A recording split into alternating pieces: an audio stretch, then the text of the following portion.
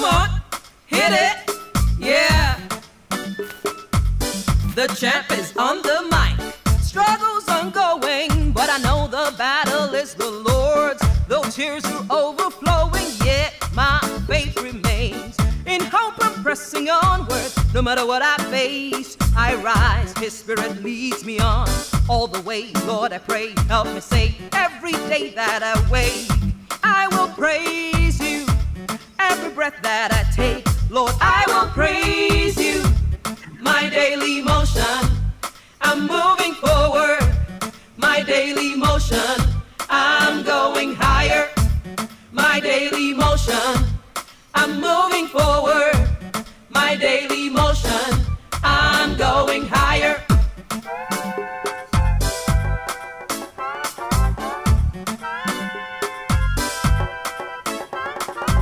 Struggles are going, but I know the battle is the Lord's. Though tears are overflowing, yet my faith remains. In hope I'm pressing onward. No matter what I face, I rise. His spirit leads me on all the way. Lord, I pray, help me say every day I'm alive.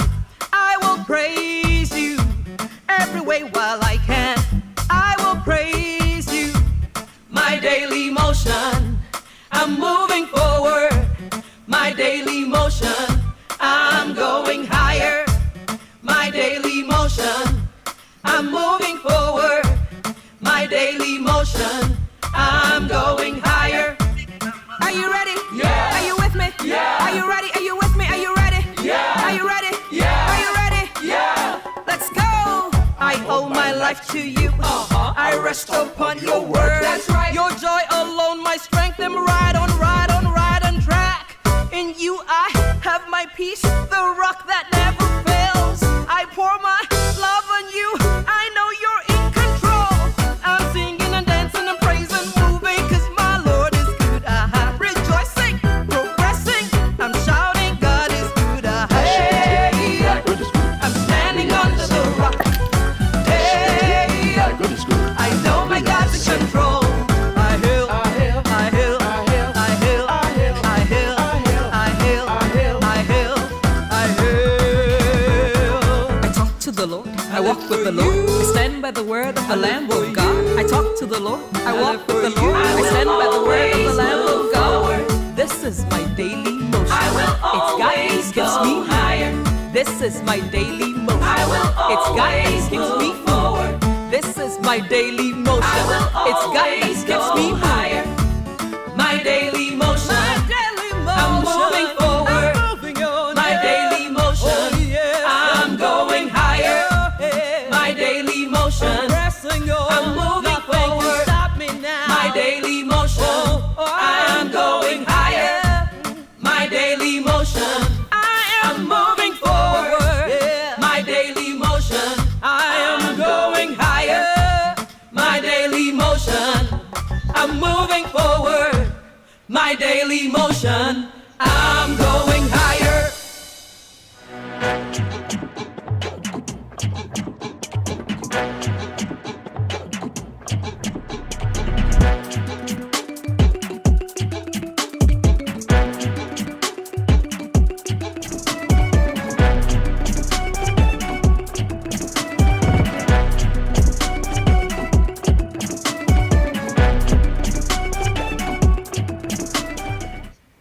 Good evening, Daily Motion family. You are welcome to this weekend, our first weekend in June.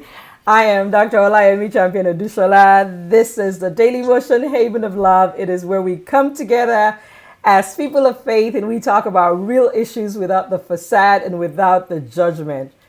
Guys, I have been going to school for the past 1.5 weeks or so, and more intensely for the past 2 days, because I am with educated people today and I cannot afford to fall your hands. These people, anyway, these people are educated, so let me get myself out of the way in this opening monologue here, because I've been trying to figure out how I'm going to cope with these educated people.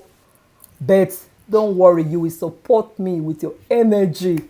Good evening. How are you? Happy June. Happy June. It is so nice that it is June. And happy Father's Day to all of our fathers. I'm excited. Happy Father's Day. We're lighting the torch on Father's Day. We're starting the celebration. Everyone who has forgotten to buy your gift, Amazon Prime is your friend. Go and buy it. Very, very easy. All right, how have you guys been? I have missed you. Thank you so much for being here. And thank you for coming to support us on this very, very important conversation. Everybody came early because they're trying to figure out what happens in the men's room. A lot of very nosy and pock-nosing people. All right, let me say a few shout outs. I myself, I want to know what's going on in the room. So you can tell that I'm going to jump very quickly to the conversation. I won't speak too much. I said hello to my Joy Girl and Shubi. Hi, Pastor E. Pastor E is here.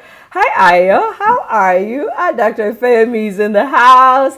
Hi, Dr. Teju. How are you? You are very, very welcome. Welcome, all of DM fam. We're having a very important conversation tonight. Before we do that, I want to say very quickly, you know when you get all this WhatsApp broadcast messages, sometimes every time I want to send out a broadcast WhatsApp message, I'm like, I wonder how many people are causing me that. They probably have blocked me though, but I'm hoping that they have blocked me because, can I say this live? I don't block people because I'm not more confident tajani.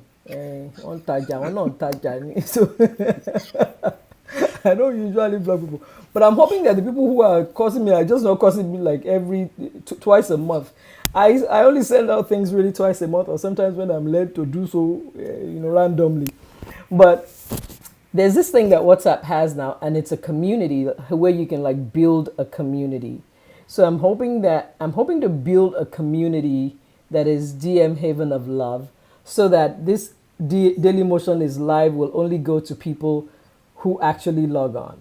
So I'm gonna do a video that says that if you actually get these messages and you want to continue to get them, please join the community, because I'm an intern Lara. I've been playing lottery since I got to this country and I've not won. So I don't know whether it's this all these little causes that are hindrances in my life. I'm trying to troubleshoot. I'm just saying. So I will be sending you a video. You'll see my face on it, and I will say this link is from me, so that I'm not just asking you to click on a random link. And if you want to be part of that, the Daily Motion Haven of Love community, and you want to get our notifications when we go live and stuff like that, I'll ask you to join the community. There's no time to waste. There's so much to say. Without further ado, can we please send emojis, hearts, clapping, everything that you have? Can you please send everything that you have so that I can bring our guests into the room? Maybe I should start with my everything that I have. Everything, all the emojis. Please, we want to see them. And this is very important conversation because it's Father's Day. And I have very important people in the house. And I wish you people would not threaten me.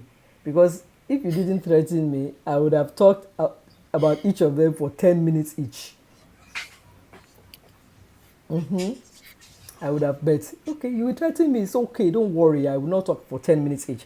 But they're all very important to me and to you as well, I am sure.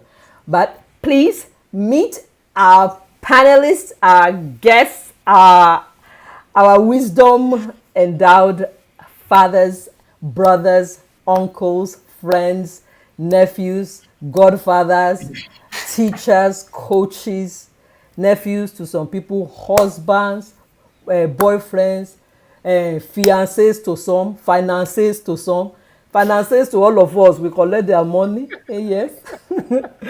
With DM family, welcome our guests into the house tonight. You are welcome. You are so welcome into this place. Welcome into this place. I was going to say welcome me to this broken bottle, but you people, you are too educated. You don't know broken bottle. Does anybody know Ajiki Jaga? It is just a poll. I'm just taking a poll. Do any of the four of you know Ajiki Jaga? None of you know Ajiki Jaga. I do. You know who do Uncle Nee, you know Ajiki Jaga. Thank you, Jesus. Ajiki Jaga is a Nigerian actor, broken bottle. But they are all educated people. You see what I'm telling you? DM fan, please support me from the chat. Oh, I'm alone today. I'm alone. I'm the only uneducated people in the house. But it's okay. I will take my stand. I've been studying. The first word I learned today is pixelated. And I shocked Olumide. Olumide was here. He was trying to use technical language for me. When I pulled out pixelated, he almost fell off his chair. I did actually. Yeah, he didn't know that I knew what pixelated was. Even though I didn't pronounce it correctly, but I knew it. All right, I am going to start from the top. My peeps, everybody's saying hello. Ati Godfather. Yes, they're saying shout outs to you. I'm going to start from the top right. Uncle Nee is in the house. Uncle Nee Oladile. Uncle Nee is, my children live in his house. I have said that before on this panel, but he's a very good caretaker of my children. They never lack anything.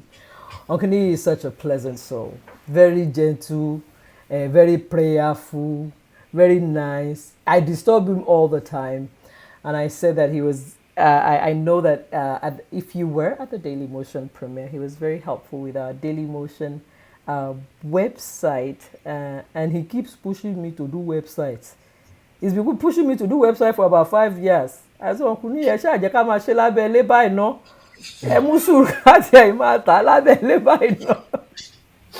but Uncle Nee is such a kind soul. Uncle Nee, I don't know that I've seen you upset before. Has anybody seen Uncle Nee upset before? But I know that people who are quiet, they usually get upset really, really terrible. So I hope we never see you upset. Yeah, they say quiet people get upset very terrible. Yeah, it's true. Uncle Nee is an amazing, is an amazing friend, brother, and he's a problem solver. You know, he's not the kind of person that will roger too much. If you have a problem, and you say, hey, maybe we can do this, maybe we can do that. I love Uncle Nee. Olumide Daramola is in the house. Olumide, the personal matter that I have with you, should I reveal it here? What is it?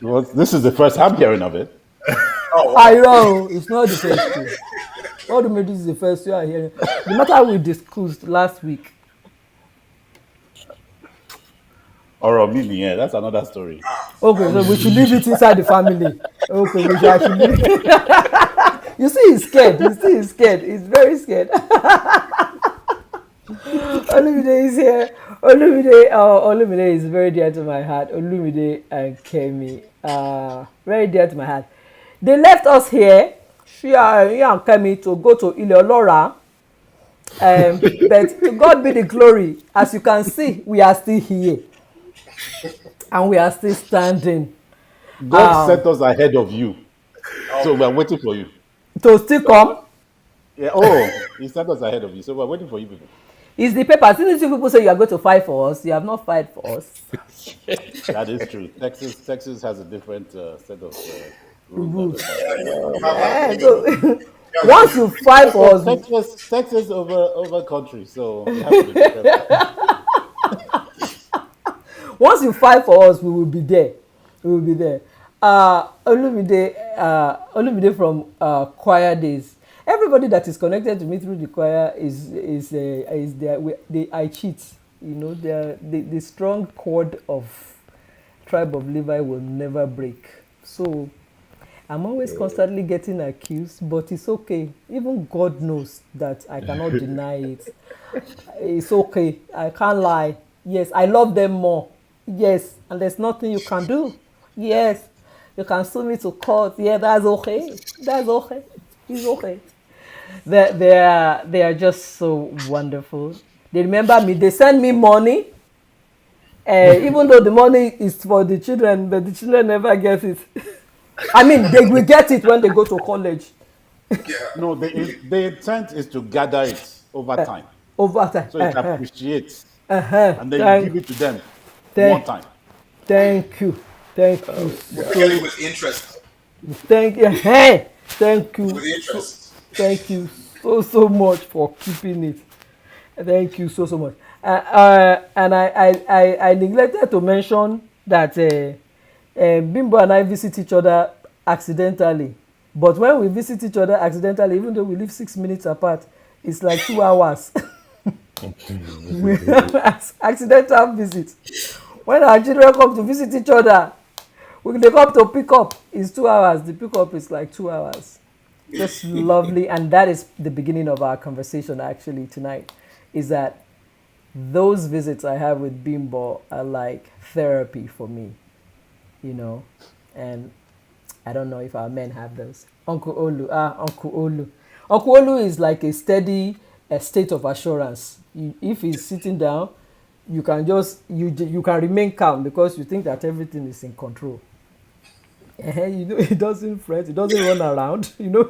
There's nothing no shaking. Maybe we should start calling Uncle Olu no shaking. What are your thoughts?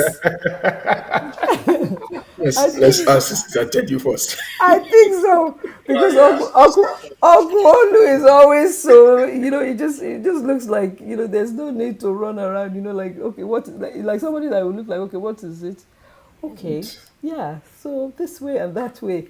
Uncle Olu is so dedicated and committed to everything that he does, but he's a very realistic person. That's why I like he doesn't lie. He doesn't lie. When matters are not good, he will say that the matters are not good. So that's why I like that. He doesn't lie. He doesn't play punks. So I like that. I love Uncle. I love the dedication that you give to everything that you do. It is so beautiful to see. And I love that time wasting is not a good thing. And you stand by that. Yes, I like it. It's not good to waste time. And you always remind us about that. Thank you very much for that. Tunde is the only veteran in this place that has been here before, and I say the same thing about him all the time. Today, I don't know whether you are still doing that too. I always challenge you that you should never be silent. Never be silent. Don't let us silence you. Always say the truth. Don't join the old people. Today, say the truth and let the devil be ashamed. But what endeared me today was that he would always say the truth. But of course, as we all grow and mature, we find new ways to speak the truth and new wisdom to speak the truth.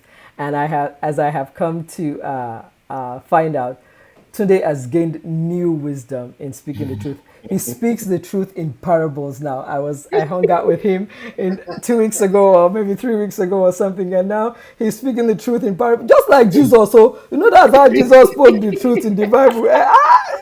Tunde is becoming more like Jesus.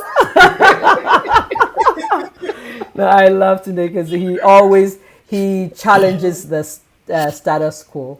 I like that. And as he also has grown, he's gaining the wisdom on how to challenge the status quo. But we will not be silent.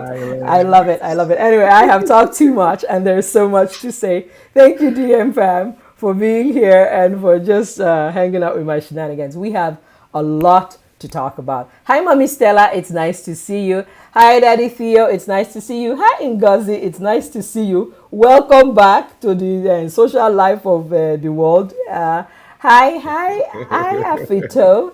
Hi, Melissa. Hi, how are you? How's everybody doing tonight? All right. We have a very wonderful conversation to have tonight.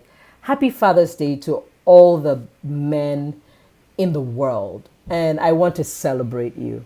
I think it was last year that I kind of got this. The message I got last year was that men, you do all that you do a lot without mentorship.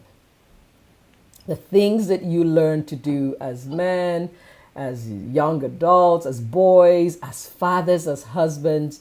A lot of it is just like hearsay, observing from a distance. As women, occasionally we get the chance to sit with an older woman, sit with our big sisters, sit with our moms, and they tell us they don't do this so in your husband's house. They don't do this so in. And I don't know that men got that. And so I got inspired to do a write up to say, I doff my hats to you, because even though you didn't get those moments, you are doing the things you never learned to do. Thank you so much for just going with the flow. And all that you are doing, no matter how much we say you don't know how to do it, you are doing well. You are doing well. Thank you so much for all that you do. Hi, Mama Stella. This year, I had an experience. It was a different revelation for me this year. If you're privileged to have sisters or girlfriends that you're close to, you would know that, you talk to your girlfriends maybe 4 times a day, sometimes over text, over, voice notes, or however we decide to do it. And sometimes I have some brothers, and I have some friends that are men. And sometimes I would talk to them and they would say, if you ask them about their brother, they say, oh, when did you talk to John? They would say, maybe 2 weeks ago, maybe last week. Last week. We talked last week. And I'm like, that's your biological brother. How did you talk to him last week? We don't really talk like that. And sometimes they would have spoken to one of their friends, who they're just friends, maybe a friend from church, a friend from work, maybe a couple of days before that. So I see that they don't keep that kind of conversation line going like we do as women. So then I started to wonder, because I live by those conversations that I have with my sisters, with my friends, and like I was mentioning with Bimbo, I live by those. And I'm like, how is it possible that, because every once in a while Bimbo will come here to pick up Ore, and we will just sit down and we will have 2 hours of talking. And by the time she's done, we will both feel like we just went for a therapy session, and we'll go to sleep and we both feel better. Unplanned, but I wonder. So this one day I was at work and God just laid it on my heart and to say, how do men deal or handle their own stress? And I thought, okay, if I ask Precious would probably tell me, it's in Bali, discuss pẹ̀lú ma, ìwọ náà ni ma discuss pẹ̀lú, like, will he tell me ma sọ fún girlfriend me? You won't say that. Even if you will, you know what I say, you won't say that. Say, ìwọ náà ni ma discuss pẹ̀lú. So I was like, Precious is not going to tell me the truth about this, So I was like, which of my brothers can I talk to about this? And so I called Uncle Nee, and we had a conversation about that. And to cut the long story short, we found that, our men don't often have the outlets that we have, that we're privileged to have as women to share. So I thought, okay, how about for Father's Day? How about we explore that? How about we see what happens in the men's room? So DM fam and all the other people who are going to come across this cast, you're welcome to the men's room. So we're going to start tonight by just asking, I know in this new world that we're in with the new awareness of, mental health and how do people cope with their stress. And when something is bothering you, who do you talk to? And how do you handle it? And we are going to start, we'll start with Uncle Nee. Go ahead, Uncle Nee. Introduce yourself and then you will answer the question. So go ahead with your introduction and you'll answer that question. Sure. Like she said, my name is Nee Oladele. and at least I know majority of people online that I'm looking at right now. So nothing much about me. I mean, she Ah, has no, said it's not. That's everything. not the only. I've not said anything. Oh. You will introduce your lover for life. Ah, sorry about that. That I missed a step. No, the only cockroach in your cupboard. Oh, okay. Let me remove my face from this thing so that we can Have see it. you? Yeah, Niyi Oladele married to Bimbo, and I'm blessed with two wonderful children, Ano and Ore. So, I mean, it's what you see is what you get. This is all me. So, How did you have the so children? You adopted them. I know we did a lot. We did a lot of work. Yeah. Actually, I planned for one, but that's a different conversation. Bimbola, you are tricking people. You will meet me here. So, how do we deal with stress? Um, I think for man generally, it's a different thing the way we handle the way we handle stress. Like she said, women are very easy to talk to each other. Go around. Oh, this is what I'm going through. Even if they're not asking for help, they can easily say something, and then the conversation will start from there. So, but for us as men, it's different because the way we cope with things is different from the way women cope with things. And like I said before, is even being a believer create a very limited engagement. Because if you are out there that you are the party type, go to club and all those stuff.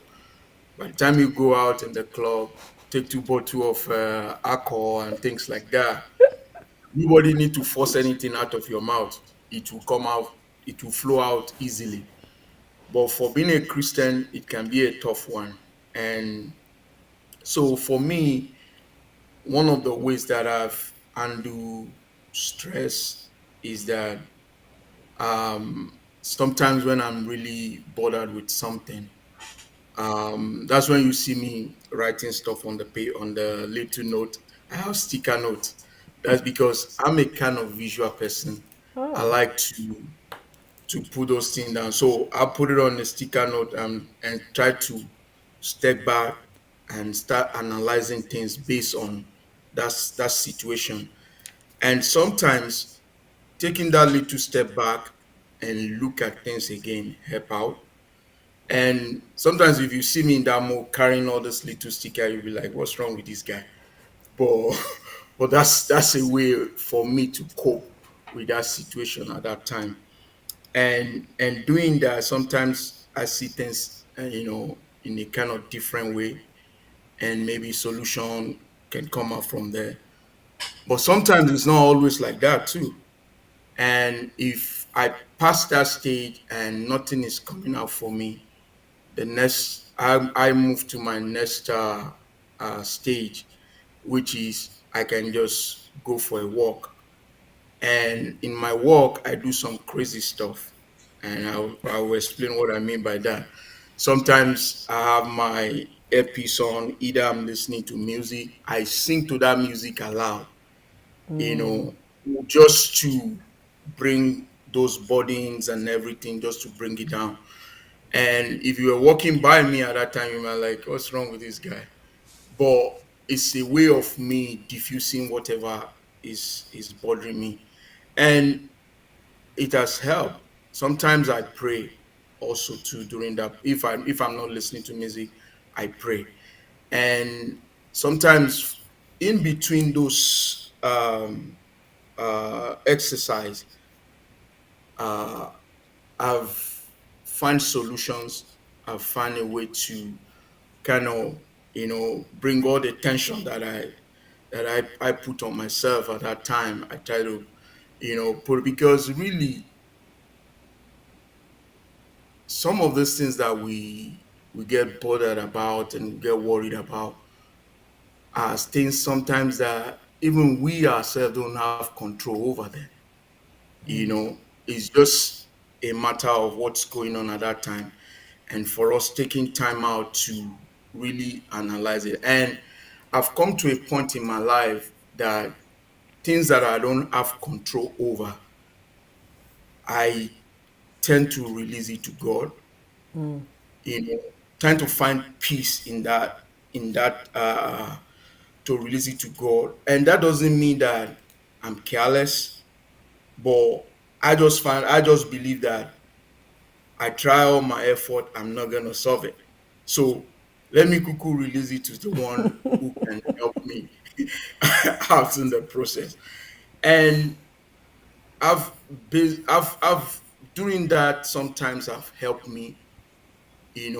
Maybe somebody's coming up to speak to that thing, or something come out that bring a solution. But one way or the other, God always sought me out.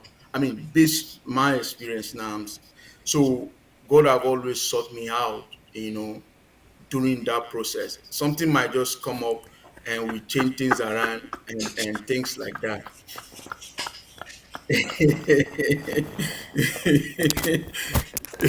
One day, what to do? I want people in today. What to do? I want that story. What to do? They have you come. know and what she's saying is right, because that have also helped in some situations too. But the nature of us as men sometimes, because we always think we get it together, we always think we get it together. And sometimes we try to, because we try to put everything together and try to figure it out within that. So, and we don't take into consideration some of those little thoughts or what they bring to the table sometimes, until when we get to the end. Some of these things that, like I was saying, that when I pray or when I leave it to God, that solution can come from what she was saying initially that I ignore. But God will just kind of find a way to intensify it. And we're like, oh, this woman said something about this thing before. Then I have to now try to crawl my way back to that instruction.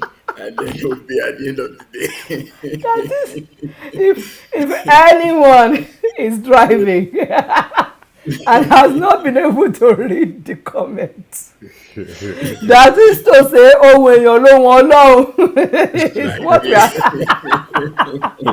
The voice of man is the voice of God. day. Yeah. Bimbo had written, what about listening to your wife before you get to that state of stress? And so Agni was explaining that occasionally, after ignoring some of those little words of advice, God would recall his and redirect his attention to those, in addition to all those other things that he had previously said. Thank you so much, Okudi. Okudi, this attempt that I want to is for you, because for a man of God to admit live on the internet of the world that she's right, though,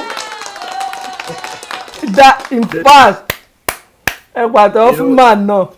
Yeah, because God said our life is an open book. And if you want to change a generation and you want to bring life to people, we have to be honest. Yes. It's a tough thing to do, but hey, that's our life, and who knows, maybe things like that change somebody else's life, Definitely. It So, does. It definitely does. Thank you so much. Thank you for introducing yourself. So he has two children. He didn't say they were my children, but they are my children. It's okay. He said they are his children, but it's okay. I'll let him have them for today. His wife is Bimbo. Bimbo has shown herself on this place now, as you can see. And Pastor E said, what kind of work do you do? You didn't introduce yourself and tell us what you do. What do you do? No, I think oh, it was me? when he said it took work to have his kids. I think that's when he was asking Oh, about what his kind of work? Pastor E. Holy Spirit nìyẹn, Holy Spirit ló máa ń ṣerú àwọn iṣẹ́ yẹn. I want me to enter the spirit today, and I didn't. I decided to be a good girl today, so let me just stay right here. We're gonna go to Olumide. Olumide, how do you handle your stress? How do you handle things that when things are not going right? And I want you to introduce yourself. Tell us what you do. Uncle need this with all the things I don't understand. Anyway, either way, you're supposed to tell us what to do. IT Uncle stuff. IT stuff. The things I don't know. That's what Uncle does. Go ahead, Olumide. Introduce yourself and then Okay, answer the question. let me start. My name is Olumide Daramala. I guess with everything going on right now, I have to say I am unapologetically him. Am I He- calling you? You Him. are not a shame. No, no she, no they, no them. Unapologetically him. Thank you so much. You know, we have to put it out there. Sometimes people ask. You know, people you go at work and all these questions come up, and you see it in people's you know names and their signatures, and you have to start saying they said, tell them that Àwọn èèyàn ayé. I am a For they are Yoruba man. many. I'm a Yoruba man from Ijebu-Owo, in those states, Nigeria. I'm walking my Christian life daily, you know, ups and downs, but we always working forward. My proudest achievement is getting my wife to say yes to marry me. You know, we're talking about you know, we're talking about problem solving, and we're talking about stress, and we're talking about men talking to each other.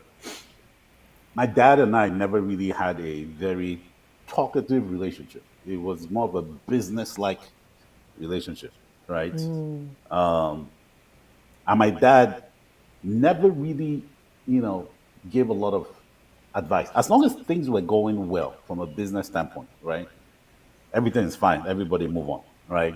The only advice, the biggest advice I can think of, I won't say the only, the biggest advice I can think my dad has given me was, you know, the greatest decision you can make in this life, outside of giving your life to Christ, is the person you marry. Because that person can make or destroy your destiny. Those were his exact words. And he didn't say, I'm telling you not to marry this person, or I'm telling you to marry this person. The choice is yours. But if I can tell you one thing, the person you marry can make or destroy your destiny. Given what I've said, you go make your choice, right?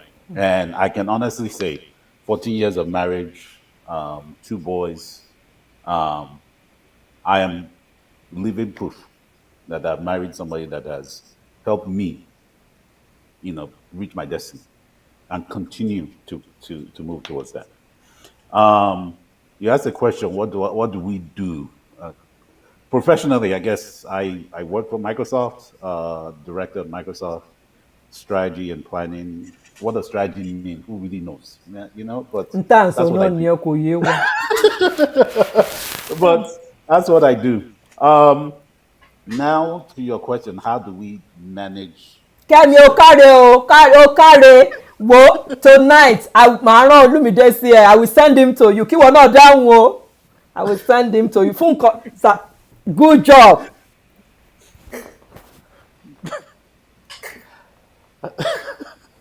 Don't blush. Okay. Why are you blushing? After After 15 and 14 years of marriage, you are still blushing. For her. It's only for her. Don't be blushing over this matter. It's part of it.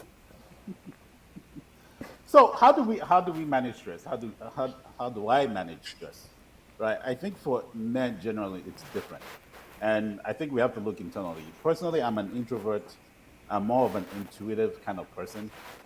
That means that I find peace internally, inside, not from external things. Right. So when I am stressed, I turn inward.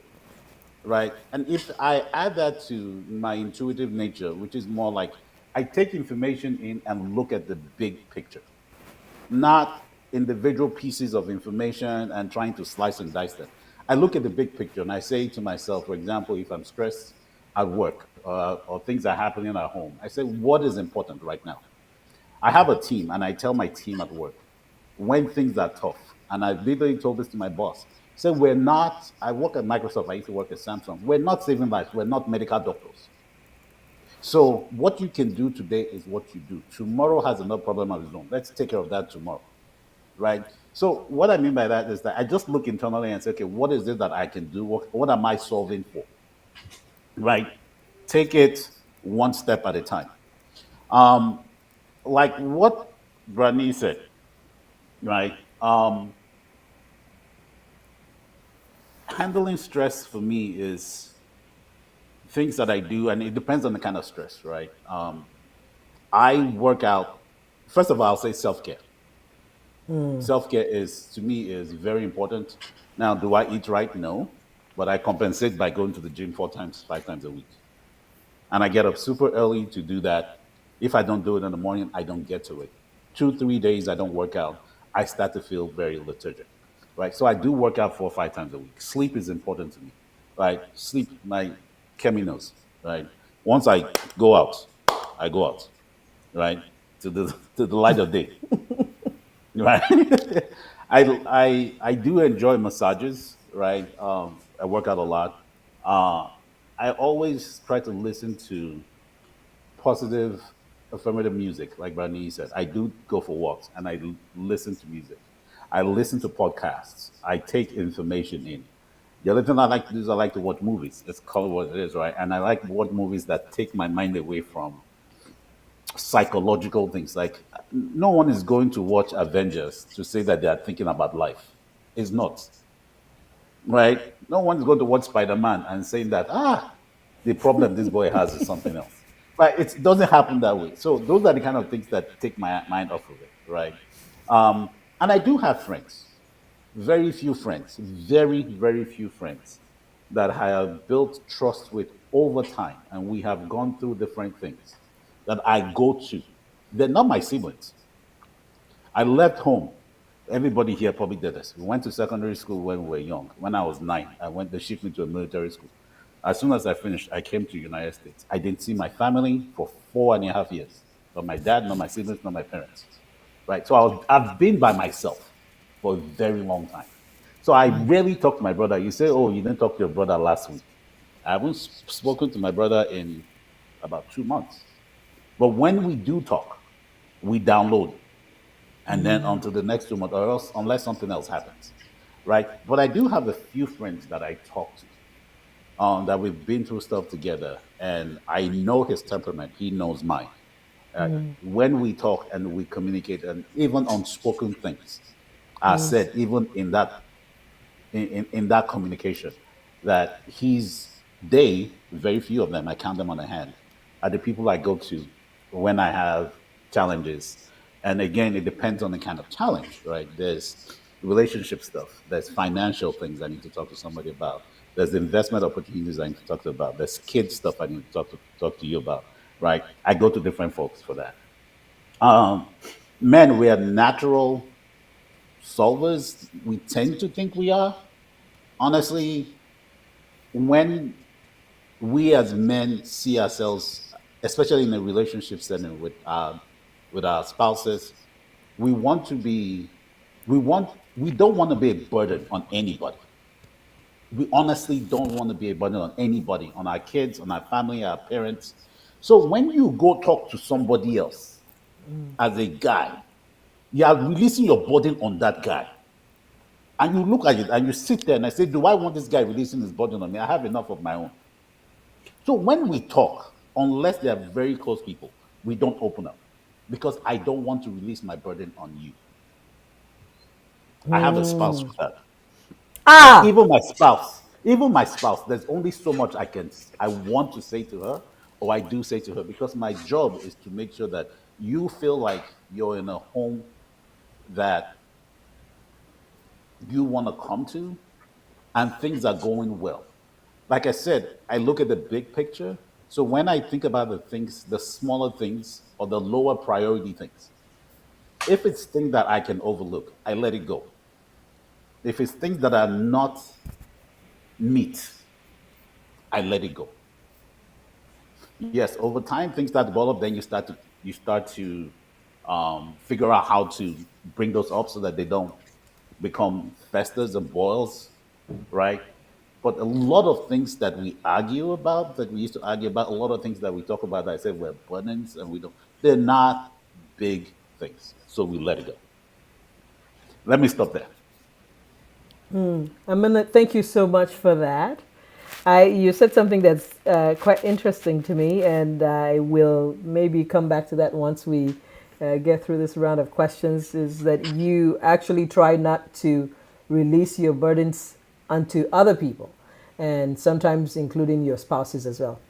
Uncle Olu, please. It's today that I was reminded that Uncle Olu's full Olu is Uncle Olusegun. Àwọn tó ń bá president wa àtijọ́ jorúkọ.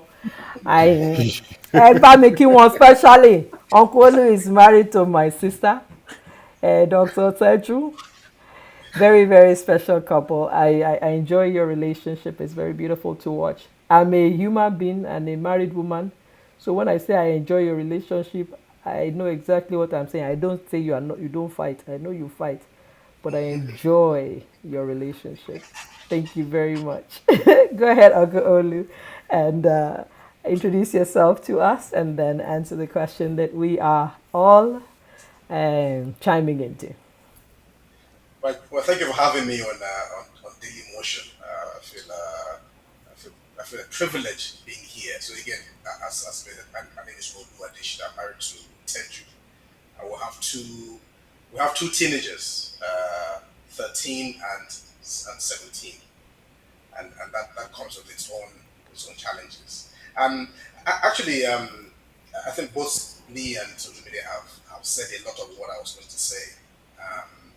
I think if we take a step back and understand how boys are taught to address issues from a very young age. A boy is told, get it together, while girls are typically told, well, air it out, we can talk about it, we can discuss it.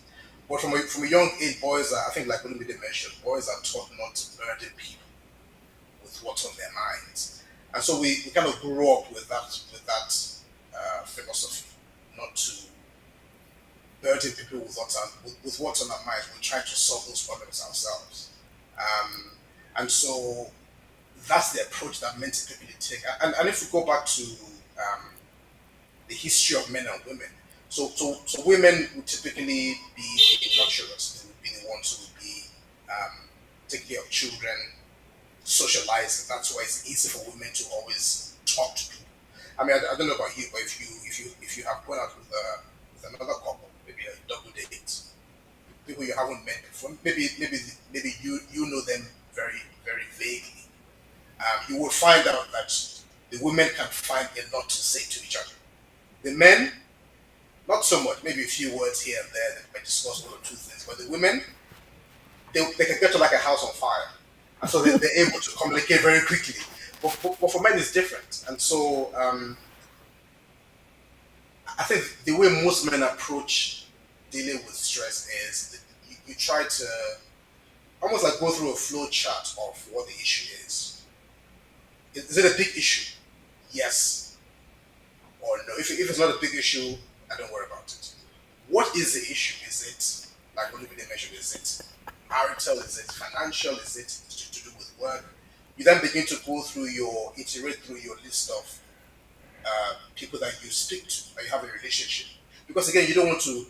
I mean, let's say for instance you're out at an event or at a function, and you know a few people there. You don't want to burden all of them with all your issues. So it's somebody with whom you have a relationship that you would begin to open up to. And that relationship is typically formed out of, it could be common interests, it could be around work, it could be around the fact that you're both married. And so you begin to go through that list of people and figure out who you speak to and for how long you speak to them. Because again, like Olumide said, you don't want to overburden that friendship with the issues that you have. You don't want to be the one that people say, ah, here he's coming again. He Yeah, can't, me too today. Oh. can't handle this thing himself. And so that's how men would typically those things. Um, you know, it's important also to unburden to our wives. But again, back to the point that was made earlier. I read somewhere that the general reason that women seek relationships is for protection, for provision, and for I think the third one is I think it's procreation. But I think we try to do most things to ensure that we don't add to we don't become a burden to our wives. So men would tend to handle most things by themselves if they can, and share some things with their wives, but not become a burden to them. Because also, like Olumide mentioned, a woman wants a man to be a man. You don't want to be whining all the time and be forever one who just complains and complains and complains. Because sometimes that's what burdening can sound like complaining. And so that's how I would typically handle stress. Again, for folks who are, I think most men find some way to practice self care. It might be sports, it might be healthy self care. It might be going to the gym or something. I mean, for me, it's typically something that takes my mind off of the everyday stresses. Something that is mine. I was going to tell you the other day that you will find that for most men, there's always someone who wants some of their time. Your job, your if you run a business, your family, your children, everything. I mean, if you belong to the church, everything demands some of your time. I think it's important for men to find some time that is just theirs. And what you do at that time, I do a number of things. I cycle, I run, I read, I write. I just do something that's. You play guitar. Well, I do that too. The other day, Teju was saying that she's jealous of all my. I'm very jealous. I mean myself, especially the guitar. Find one for yourself. So I think it's important for men to also be able to disconnect from all the worries that surround just being a man, and do something that refreshes your soul. Meditate, read the Bible, get connected with your very true self. And so I think generally that's how men deal with stress. Men try to deal with it on their own, going through different methodologies. But I think most important, take it to God in prayer, because we are raised to believe that we can handle all the problems of this world. But as we go through life, we begin to find out more and more that we can't. And we have to rely on God. So that's it for now. Thank you so much for that. I and a lot of people are learning a lot about their husbands on this live. Everybody, please don't be shy. Please ask questions. We will not say, Shebi, you live in the same house. Don't worry, because what we are learning here today is lesson that we all don't know. So it is actually giving me more insight than I thought I would get. Even though my husband is not on the screen, so don't be shy, please. You have said a lot of things. And I think Auntie Teju said flowchart care. And I think every woman is saying flowchart care. But I can tell you, I think I've spoken to about 9 men, and all those 9 men said something that had something to do with a flowchart, whether in that word or not in that word. Flowchart. When Uncle Niyi was saying that he was writing down his stuff on his little post-it notes, that's what he was referring to. Like he would start, saying, okay, if I do this, ibi ló máa já sí. If I do that, ibi ló máa já sí. Okay, so tó bá já sí bí dead end nìyẹn. Okay, so that means I can't do that if I do this. So I think every guy has their way of doing that. And unfortunately, I think it was only Uncle Olu that I shared this with.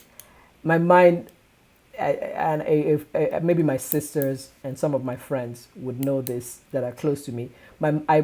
Somehow my mind works in a male way, so I do flow charts. So it's easy for me to understand that guys guys do flow charts.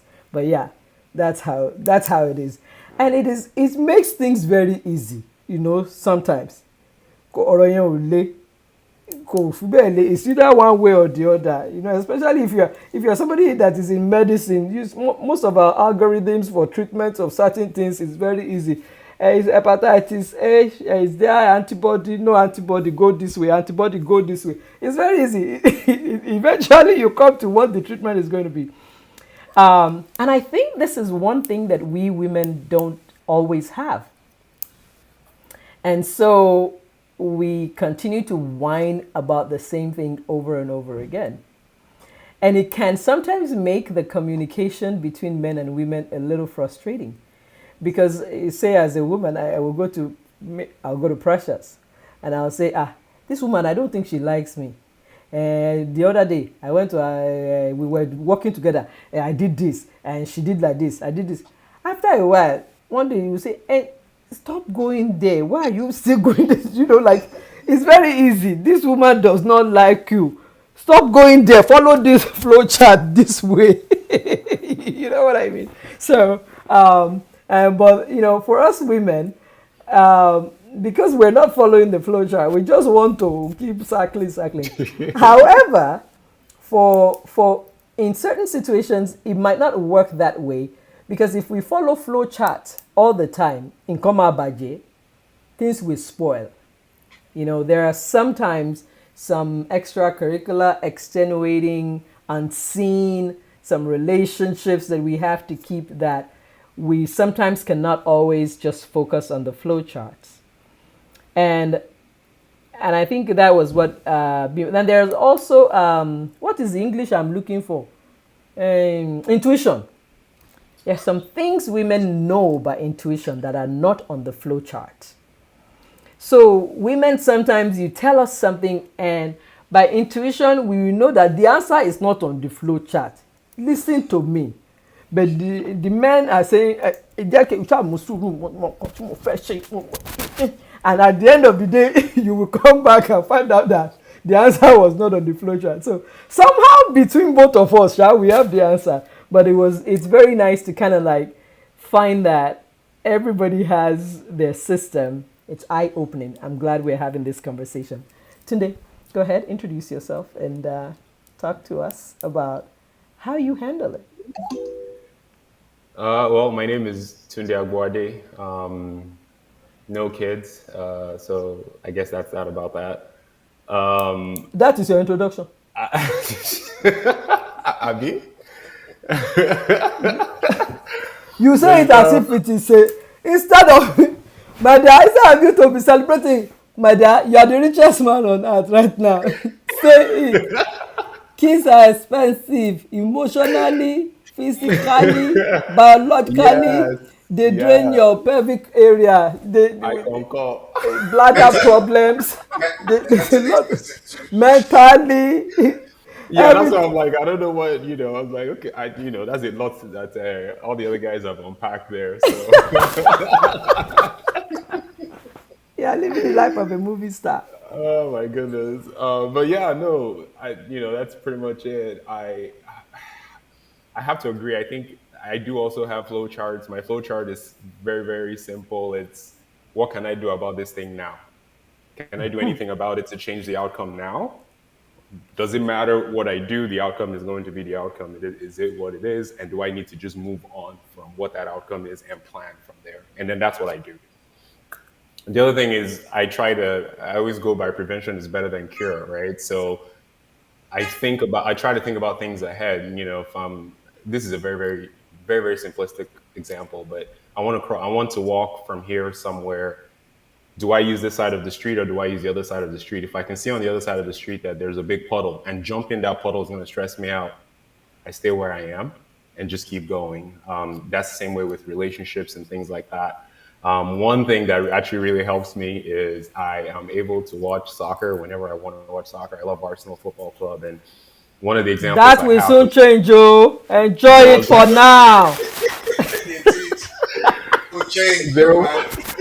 there was one day I don't even remember what I was trying to figure out, and I couldn't. So I just got up that morning. I watched the game, and it was a really good game. I was super entertained. It was like a thriller. So I jumped up. It was like a last minute goal. I jumped up. I even fell down in my living room. Over celebrating and things like that. And I think right after that, I was just, all right, I'm good to go. And I'm good to go figure this thing out. And I got up and I went, figured it out. So I do agree with what everyone has said. I think stress for me, I try not to worry. Maybe it's part of my nature because I think one of the things my mom always says about me is like when I was younger, I never complained about anything, and that worried everybody because even when I was hungry, I wouldn't even say anything, So she would be the one to all the time like, "Hey, are you hungry?" I may say yes, I may say no, but she always takes it as a yes, and I always got fed. So like I just never really. I'm not one person that shares, and I believe I agree with what Lumide was saying about unburdening to your friends. I remember very well my myself and Joshua, my really good friend, when we go out places, you have that guy friend, right? That there's always something going on, and what happens is like you avoid those people, right? Like today it's my car, and I got stressed out, and I got fired, and it's just like, dude, not only you, like what is going on with you, man? Like every single time, there's something going on with this guy. So and you see that, right? We know what that feels like to be on the end of somebody unloading to you all the time, and you're just like, you know what? I am not gonna be that guy, and you just make up your mind, right? And you hear it. We all heard it growing up. When the going gets tough, the tough get going, and you're the person they're talking about every single time you hear it, and so that reinforces that mindset in your head. Is when things come your way, I gotta slug it out. I just gotta slug it out. Gotta figure it out and keep moving. So. But my main way of handling stress is just I deal with it way before it happens, which isn't the best because there's some experiences I could have gone through that might have been helpful, but because maybe I identified early that this could potentially be a pretty stressful situation, I keep it at arm's length, and maybe not fully engage because I don't want to have to deal with all of that. And I think a very telling thing is my past relationships. Because when it gets a bit much, it's like, all right, it's not that serious, kind of thing. So, but that and watching football, and if those things don't work, the very last resort, I jump on my bike and I just ride. I ride, in the city. I ride until I'm tired. I go back home. By the time I get back home, I'm going to bed. It's gone. So, but that's mostly how I deal with stress. Thank you so much. Wale does agree with that. Wale, hi, Wale. How are you, darling? It says for most men, sports is the go-to. For African men, it is mostly soccer, either playing or just watching. This is a time where they are completely free and unburdened from all their responsibilities. And he also agrees with, yep, if I don't have the power to change the situation, I'm not worried or stressed out about it. But actually, I was gonna say, sorry, that go ahead. one thing that I actually do remember now that is a very good stress reliever for me when you mentioned that is the community of men watching sports together. And I don't know if I go to a lot of games, and I always remember. Sometimes you get there, and even the person that's complaining about something, once the game starts, all of that just shuts out. And it's just a community of men, people people you don't know. We're hugging, high-fiving. The euphoria there is very, very. I have to imagine stressful because like you leave and you're just like, oh god, especially if your team ends up winning, you just be like, man, I'm going to remember that forever. And those are things that I keep in my mind that you just remember all the time. I changed my mind that day was the game Wale just mentioned, because I'll never forget that game. I still watch it today. Like if something happens, I just turn it on, just watch it, just replay. 'Cause Just all to you get can that, think about is the just to guys get on the that field. feeling again. Yeah, get that euphoria and keep it going. So, but yeah, it's awesome. So just that sense of community and doing that one thing with a whole bunch of people.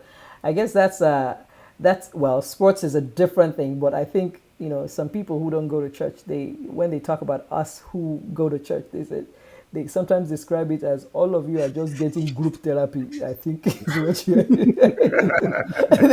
you guys don't know it, but just going there doing the same thing at the same time is group therapy. You don't know it, but it works. It works for you.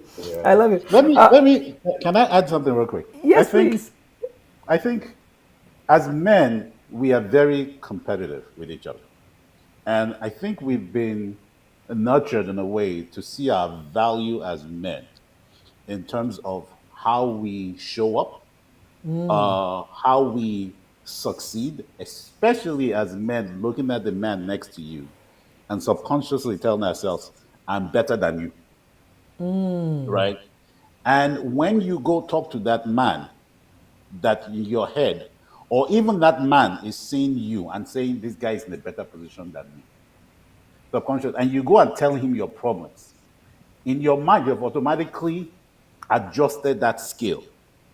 And he's like, well, I'm actually on par with you. I'm not as bad as you are. So what are we saying? Right? So Especially I in the think so. oppressed So community in yeah, Nigeria. especially so subconsciously, we don't want, because we see ourselves. That's how we as men value ourselves, right? So putting that out there into the world, and it gets out, means you're not, Means you are people not see doing you as well. men. You're not as valuable as you think you are, or as those men think you are. So in addition to just not putting that burden there, you don't want to go and open your own backside out. So Wow. I'd rather keep it to myself. Wala.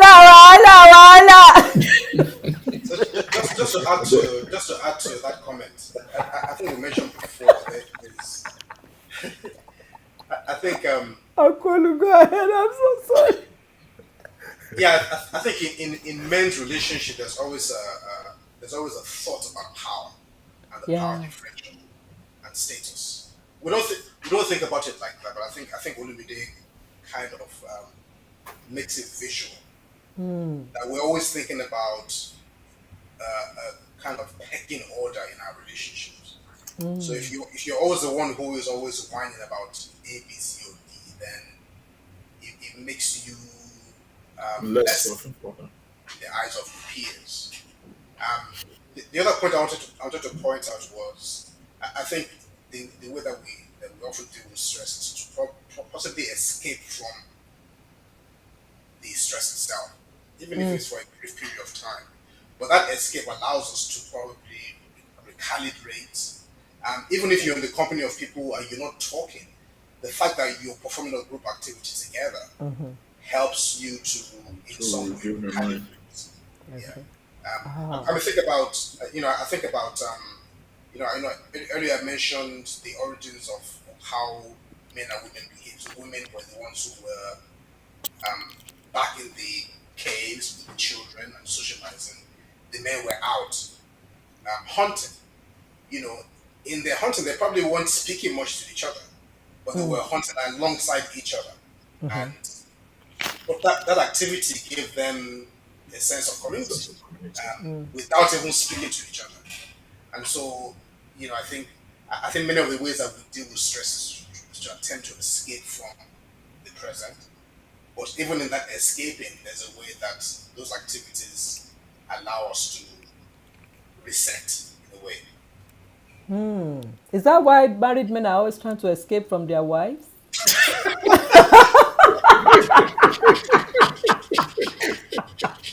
I'm sorry.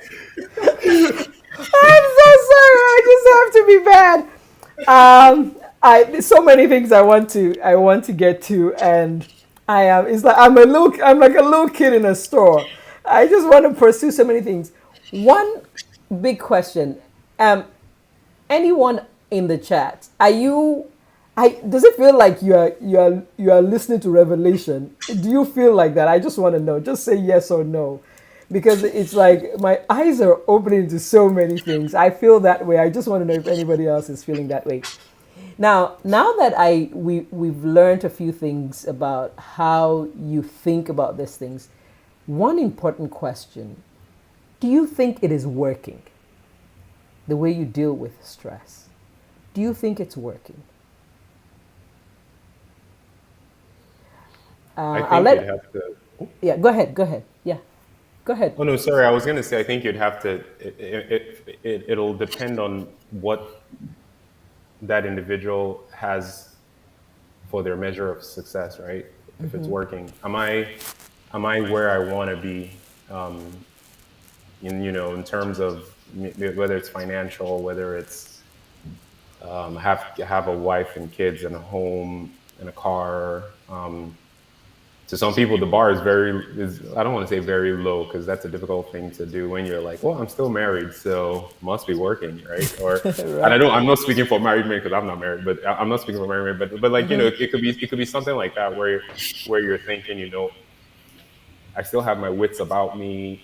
I'm on a good career path, so maybe it's working. Any other thoughts? Yeah, I think it has to be. Oh, go on. I think it's working. It just depends on what the situation is. If your stress does not lead to sickness, have to break you down and things like that. So, like we said, stepping out and doing community stuff among friends help you to kind of rethink the whole thing, recalculate, the word again, Recalibrate. recalibrate, and then come back and then find a solution to that thing and move on. So, but in a situation when that leads, if your stress go beyond what you are feeling, that leads to sickness or is having issue with your health and things like that, then I believe at that point is whatever you are system that you have on is not working. Okay. So if it starts to harm your health, if your relationship is not healthy, if Yeah. you're not doing well at work because the stress is affecting your productivity, then it's not working.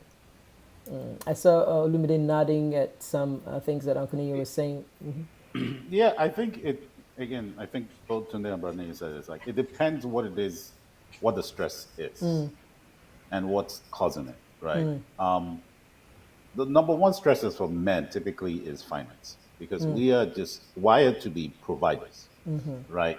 Um, and if finance is the thing that worries you and you can control it, right? Say you have a job and you know how much you bring in, and you look at your expenses and you realize that your expenses is more than your income, Income. and you can reduce your expense. But that reduction of your expense is not on your control. Ah, That's a stress. No, let's call it what it is, right? If I can't control because I have a spouse that spends more than we àwa bring in, náà ń bá wí yẹn o. that is a stress that I can't control. That is not something you can. That's not something you can internalize. That's a conversation that has to be had. Now, if even you've cut your costs, you've reduced expenses, and you realize that look, I need to go get a better job, right? That's something you can control, and that's where you start to talk to guys and say, okay, how do I figure out how to move upward mobility? Do I need to start investing in something? You need to go talk to somebody. You need to go talk to mentors. You need to go talk to guys that have done it before. Those are the things that men, most of the time, 90% of the time, you talk us talking. That's what we're talking about. Finance. This investment opportunity here, because I'm doing it for my family. I want to set my family up for success. I don't want to work till I'm 60. I got college funds I got to take about. I have a mortgage I have to take care of. There's all of these expenses. So when it's things you can control, I can go figure out how I go get a better education so I get that next job. Right? You have to take that action. The other thing that meant family and relationships, like especially your relationship with your spouse. That is one where the way men have traditionally processed information when it comes to things outside of finance, I would say sometimes doesn't work. And the reason I say that is because I've had conversations with Kenny in the past. And there are things that I internalize, and there are things that I said, if only I had said this 2 years ago, I had to solve Kenny. We have solved this thing. But I internalized it, and I said, I don't want to burden you with it, right? Because it's a relationship thing. It's not a finance thing. It's not me being a provider. It's me and you. I'm looking at you every day, and because I'm not getting something, or I'm not getting the communication I want, or I'm not getting the words of affirmation I'm looking for, or I'm not getting the physical touch I'm looking for, and I continue to internalize that without vocalizing it, that's a problem. And that would escalate, and that will blow up. So it depends what the problem is, right? And as men, we're just not, and even when we do decide to talk about it, a lot of times the way we talk about it is the way we talk about it with other men. It's black and white. There's shades of gray in there that we have to be very delicate how we talk. But a lot of times we just let it out in frustration if we let it fester for too long. And it's in that frustration that person is receiving it. And no matter what it is, the person is going to get on a defensive action because you have just come at me. And now you have attacked, they have defended. And now it's a game. Now the soccer game is really on. You can't score. I'm going to stop you from scoring. Ó ti di Bournemouth àti Arsenal báyìí àti bẹ̀rẹ̀ sí ní gbá bọ́ọ̀. Ó yá. So, and I think, so again, just going back, it depends what the issue is. It really does depend what the issue is, right? Yeah. Again, we don't want to be a burden on certain things, but on certain things, if we want to have a happy life and we all know we're in this for the long haul, there is no turning back, right? There are things that have to be said. How do we say it? We don't know. We need coaching on how we say it. And maybe Okay. that's where you said earlier, I can't remember if it was in this conversation or in our one-on-one, that sometimes we have to go to women elder women who know how things should be said to another woman. A man would not know how to say it. Right? Let's call it what it is. Yeah, they'll So just things tell like you that. you don't talk about that as a man. Exactly. They said you don't that's talk about the it. whole- Don't even talk about it. You're the man. You don't say that type of thing to your wife. You handle it. You man up, right? Something. So I think just to add to all the responses, I think the question you asked was, have all the methods you have laid out, are they working? And I think the answer to that question, I think you actually alluded to earlier, that the way to solve or the way to deal with stress cannot always be through a flowchart. It also has to include the intuition that women have. So it has to be a combination of both. Now, I think like Olumide mentioned, different situations would call for the use of different methods. But I think that because don't forget that in a marriage, the stress may be something you are aware of, but it will ultimately affect the entire marriage as a whole. So it has to be a combination of that. It's a balance of both methods that will get you to a place where you're dealing with stress. I mean, stress will always be there because it's part of life. But to deal with it, it has to be a combination of, the flow charts and the intuition. Thank you so much. Go ahead, Tunde. I was just gonna say, but it's how you learn to deal with stress that when you're single, you take that into marriage. So if there's no wife for intuition, right?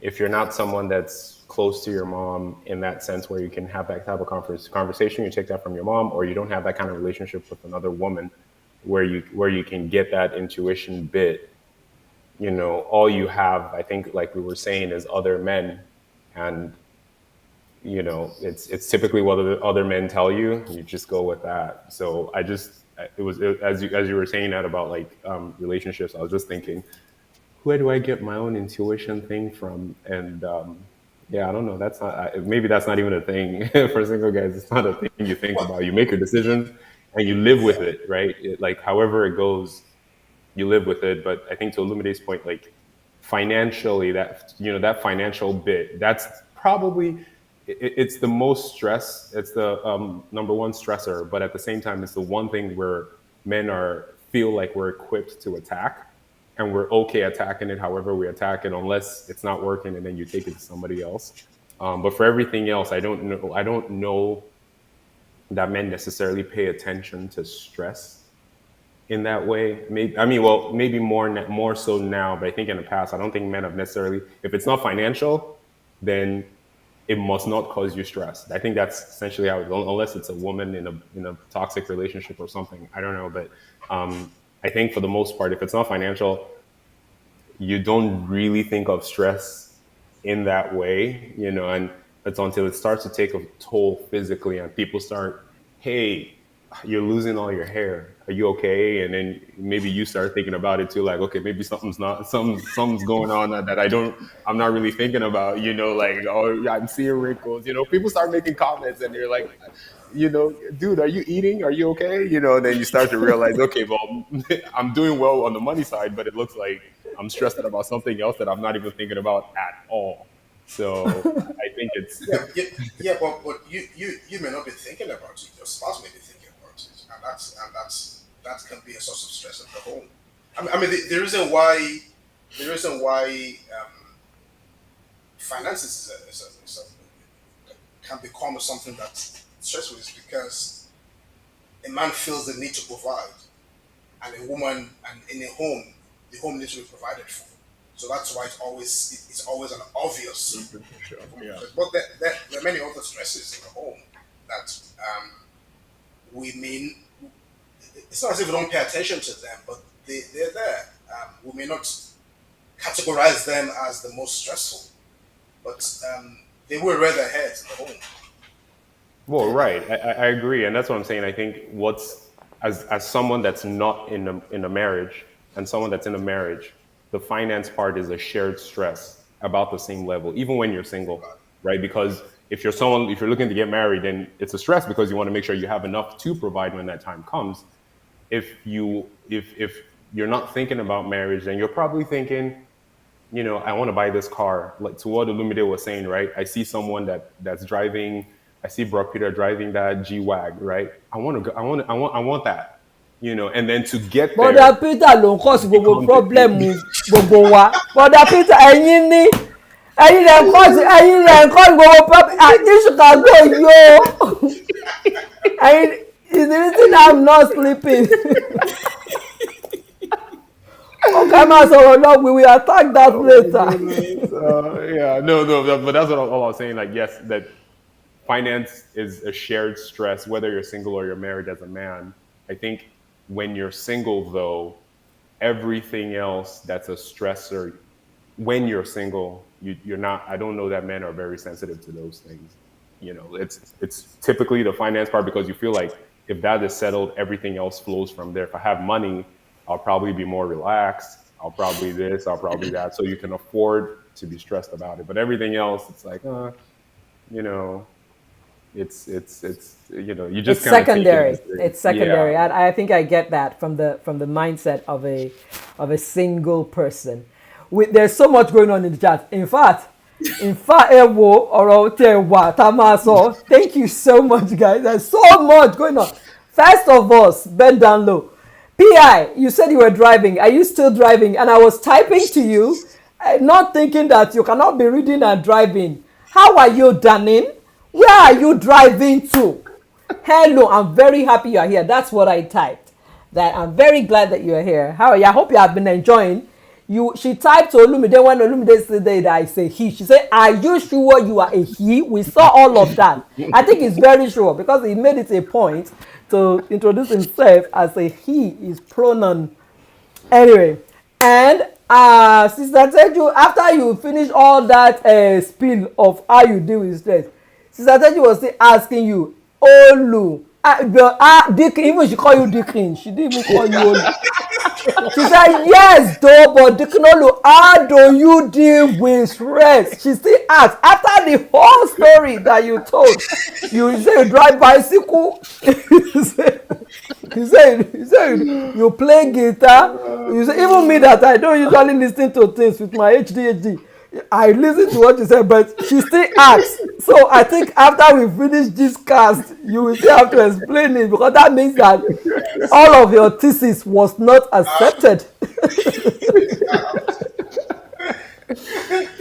And then, Zatan, please type in the chat if you have been satisfied with the thesis, because that question that came after all that story, I was quite confused by it. And then, Precious, yeah, well done. There are quite a few people that don't have hair. Now we know why. Precious said that when he has stress, you just put your hand in your head and you talk to it. Bye-bye. I think that's what he said. So, not a wonder that I'm not saying that it doesn't have hair, but there are a few spots that are missing. That was his suggestion. When there's stress, just put your hand in your head and bury your sorrow. That was Precious' suggestion to all these things that we are talking about. He said we should put our head in our hand and talk to it. And then Abimbo was saying that, I believe if you keep falling into the same situation, then we were asking about, the way that men handle the stress. Is it working? And one of her suggestions is, if you keep falling into the same situation over and over again, then it's probably not working. As Tunde mentioned, if people are if you think you're handling the stress and it's working, but people are asking you, hey, dude, what's up? What's happening to your hair? Sister Teju, you're on fire tonight, oh.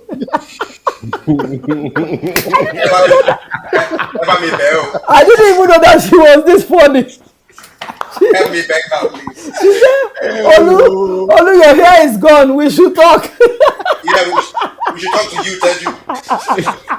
Talk about my hair is gone. My sister is a very gentle person. She's gentle. That is a genetic something. It's a genetic something androgenism. They taught us in school. It couldn't be you. It couldn't be you. Yes, Uncle P. Yes, Wale agrees. The G-Wag is a problem. It's causing problems in a lot of homes.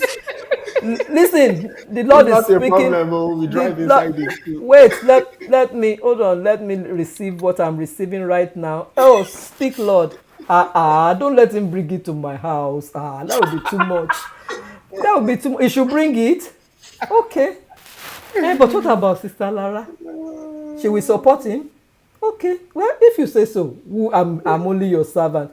Oh, Uncle P, God said to avoid all the problems this G-Wagon is causing, you should drive it to my house. I'm going to keep it safely so that the world can rest. I'm only a servant.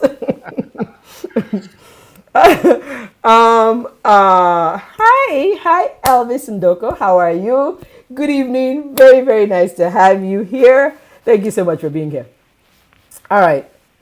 Oh, okay. You are free, Uncle Olu. She said she asked the question before you landed, so you are free to go home. And this is a great addition. And Uncle Olu also said that I think everybody eventually said that we're always thinking we can handle all this stress on our own until we realize that we cannot, and we hand it to God. And Elvis Ndoko says, great relationship with the real head of the home and the head of the marriage, God, is the best stress relief, and wisdom for management at all domains, sports and music, great as well. Pastor E, you saw another side of me tonight. Did you see that I was very gentle tonight? I was listening. Wasn't I listening? Or is that what you are saying?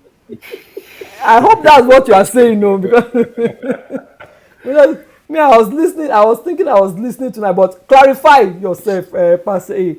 All right. There were a lot of things that we wanted to talk about tonight. Um, and I am happy with what we have talked about. Because if we had tried to dilute it, we would not have had a great conversation. And I don't want to talk too long. Otherwise, then the cast will just be too long.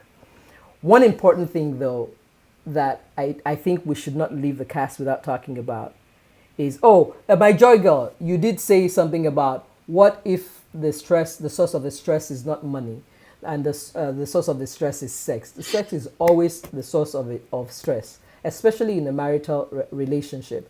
And I was privileged to be part of a conference, a young adult conference, a few weeks ago, and I hope we can get those young adult conferences right, because I believe if we can get them right, our pastors will sleep better.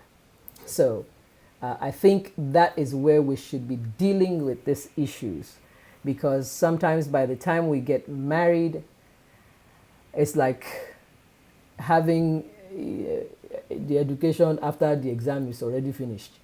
So yes, it is a source of stress, and I don't think that we can handle that in the best capacity within this cast. Maybe another cast that we will have. Very, very important source of stress. And I would like to add, even though I'm not a man, I speak for all the men in the world, including my husband. And it's not that I comply. I'm not saying it because I comply. Sex is one of the ways men deal with stress, whether you like it or not. You as a woman, when you're stressed, you don't want it. It's the last thing on your mind. When men are stressed, the release is part of their stress management. They will not teach you in school. Your pastor will not teach you in church. I learned it in school. So I'm giving it to you for free. So do with it what you want. Hopefully we'll have another cast that we can handle those kind of things on. But it's one of the ways they deal with it. So if you want to help them, answer to God. Father's Day is coming. Wrap it in a gift. Put it in a bag. However you want to handle it. Help them. Help them, please. I want to touch on something Olumide said about he was talking about his dad, and he said something about how, for our fathers, sometimes it's just like, shewa, okay, school tikpe, okay, very good. Esun, okay. Shonje wanle, okay, very good. Everybody do okay, okay, very well. Marrying you later. And sometimes that's the kind of relationships we have with our fathers. And mentorship, even between adult men and younger men, is something that's lacking, in father-son relationships, in brothers. Women, we forge mentorship relationships, whether it's sought for or it just happens naturally. And do you guys, did you happen to have any mentors that just came into your life, or suddenly happened, or you sought after? And have you been able to keep those relationships, or just share on that? I'm going to start with, let me start with Tunde. I'm going to go up since we've been coming down. I think for men, or maybe I shouldn't speak broadly for men, but one of the things that will drive to seek mentorship is whatever it is that causes stress when you're at your wit's end. I know for me, it was just trying to deal with whether I'm meant to be not like Paul, because Paul was very, very Holy Spirit filled, but single and versus being married. I knew either way I could live. I knew I could live being single. I wasn't sure I could being married, but I desired it, and because I knew nothing of it, I had to seek it out of someone that looked from the outside that everything was fine, right? I've been able to keep that relationship, and it's great, and it's really helped and benefited me a lot. When I was much younger, someone else tried to try to mentor me. But at that age, I don't know what it was. Maybe there's a naive, we're kind of naive, or I saw the person. Maybe I like what Olumide was saying about how you rate people when you see them. I think maybe I rated the person right about where I was as well, and so I felt like there was nothing they had to offer me, and so I resisted. It is very difficult, I think, to mentor, because now I'm in a position where there are younger men that I've tried to mentor, and they're giving. So we had something happen to the internet at some point, but it was